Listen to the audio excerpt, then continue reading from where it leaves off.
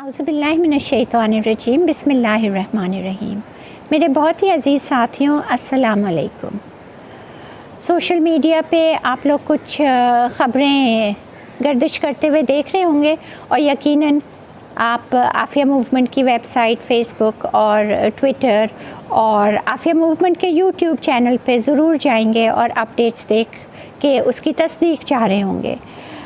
بڑے افسوس کے ساتھ مجھے آج تصدیق کرنا پڑ رہا ہے کہ یہ خبر بالکل صحیح ہے.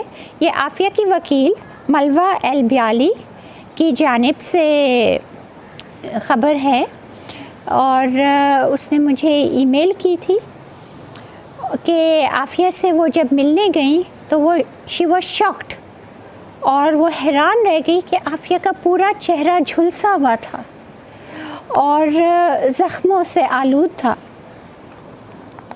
اور بتایا یہ گیا کہ ایک اور قیدی جو بہت پہلے سے عافیہ کو ہراساں کر رہی تھی، اور اس ہراساں کرنے کا اس قیدی کی عافیہ نے، اور وہ بار بار دھمکیاں دیتی تھی عافیہ کو، اور عافیہ نے اس کا کونسل جنرل سے کئی مرتبہ کہا کہ پلیز مجھے اس سے تحفظ دلائیں.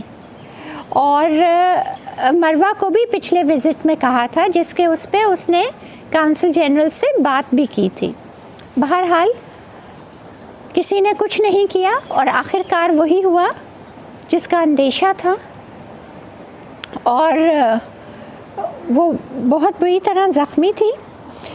اس اٹیک کے بارے میں آپ کو اسی میں سے بتا دیتی ہوں کہ انہوں نے یہ بتایا کہ ایک کھولتی ہوئی کافی کا مگ لے کے اور اس کے چہرے پہ سمیش کیا، مارا، جس سے چہرہ کٹ بھی گیا اور ظاہر ہے وہ جل بھی گیا.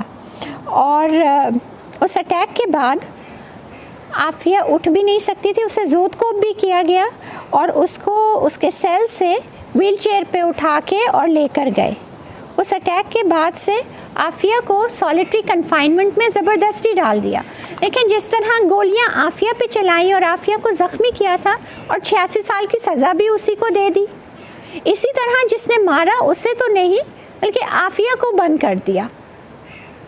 سالیٹری کنفائنمنٹ، جس کو ایڈمنسٹریٹو یونٹ کہتے ہیں، وہ ایک 6 فٹ بائی 3 فٹ کا کمرہ ہوتا ہے جو کہ پورا چاروں طرف سے کانکریٹ سے بند ہوتا ہے، جس میں نہ روشن دان ہوتا ہے نہ کوئی وہ ہوتی ہے. اس کے اندر غیر معینہ مدت کے لیے بند کر دیا گیا ہے. اور مروہ البیالی کا کہنا یہ ہے کہ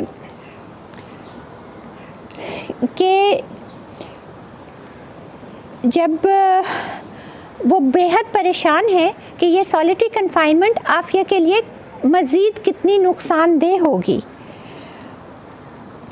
اس کے ساتھ ہی اس نے یہ بھی بتایا کہ یہ ایک معجزہ تھا کہ اس کی نظر کس طرح سے بچ گئی ہے.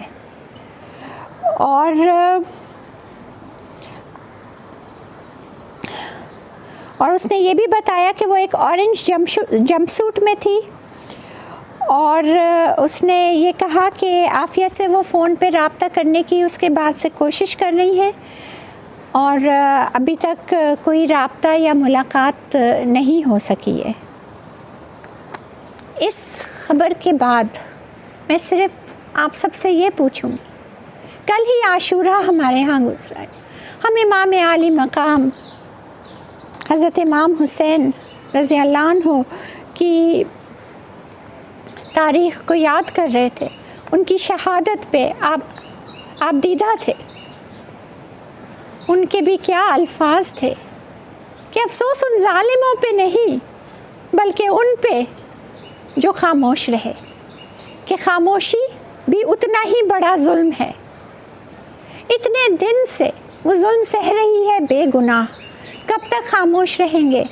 میں آپ سے اپیل کرتی ہوں کہ خدا را آپ لوگ پلیز اٹھیے، آپ لوگ پلیز کھڑے ہوئیے، آپ لوگ پلیز میری آواز میں اپنی آواز ملائیے، آپ لوگ ہمارے حکمرانوں کو جگائیے.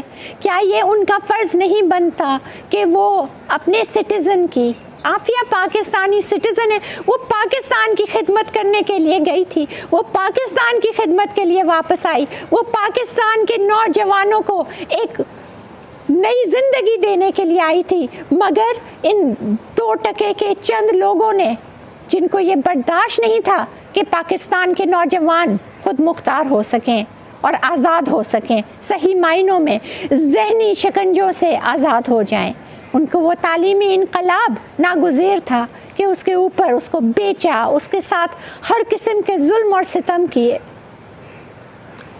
دیکھیے، ظلم ہوتا ہے، جب بڑھتا ہے تو مٹ جاتا ہے، یہ بھی مٹ جائے گا۔ عافیہ سرخ رو اور کامیاب ہو گئی ہے، جواب ہم نے دینا ہے۔ ہم کہاں جائیں گے؟ کیا ہم ظالموں کے ساتھ جہنم کے بدترین درجے میں اب اپنا گڑھا کھود رہے ہیں، یا ہم عافیہ کے ساتھ جنت کے باغوں میں اپنے محل تیار کر رہے ہیں؟ چوائس آپ کی ہے۔ انشاءاللہ تعالیٰ یہ ظلم ختم ہوئے گا، ہم خاموش نہیں ہوں گے۔ انشاءاللہ تعالیٰ عافیہ کو کامیابی اور کامرانی کے ساتھ، عزت کے ساتھ، انشاءاللہ تعالیٰ العزیز یہ ظلم مٹے گا اور ضرور مٹ جائے گا۔ میں آپ لوگوں سے ایک دفعہ پھر اپیل کرتی ہوں، پلیز ٹویٹر ٹرینڈ میں، سوشل میڈیا پہ آپ ہمارا ساتھ دیجئے، آپ ہمارے آواز میں، اپنی آواز میں لائیے اور عافیہ کی رہائی تک ہمارا ساتھ دیجئے۔ جزاک اللہ۔